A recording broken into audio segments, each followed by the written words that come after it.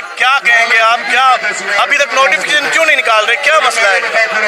निकाल देंगे, बगैर नोटिफिकेशन के हम जाएंगे नहीं, तो इसलिए सब लोग रिलैक्स रहो। हम डिसाइड करके आएंगे कि जब तक नोटिफिकेशन नहीं आएगा तब तक हम नहीं जाएंगे। तो इसलिए मैं यही कहूँगा कि जल्द अज जल्द अगर वो चाहते हैं कि चीज़ें बेहतर हों तो जल्द अज जल्द जे 6 कनाल से रेलेवेंट नोटिफिकेशन जो है वापस लें। अच्छा, रिसेंटली कब रब्ता हुआ है वफाकी हुकूमत का या उनके नुमाइंदे का आपसे?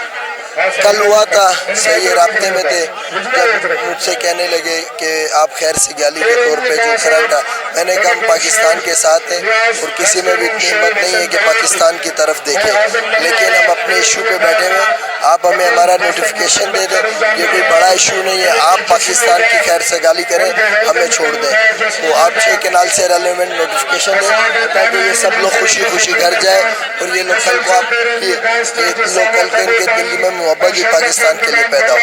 48 घंटे का दोबारा अल्टीमेटम दिया गया है, ये तीसरी मर्तबा है, अगर नहीं करते तो आइंदा अमल क्या होगा हमारा? देखिए, आपको पता है कि उन्होंने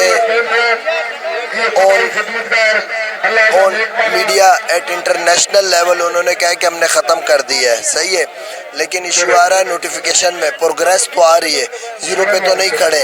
अब नोटिफिकेशन हम कह रहे हैं हमें नोटिफिकेशन मिलेगा, हमें तसल्ली मिलेगी, वो कह रहे तुम्हें वज़ीर आज़म या दूसरे बिलावल साहब या किसी दूसरे की बात पे यकीन नहीं आ रहा, तो हमने उनसे यही कहा कि हमें बात यकीन की नहीं है, जब एक बात ज़ुबान से आपने बोली उसका नोटिफिकेशन दे दें, बस बात ख़त्म हो गई।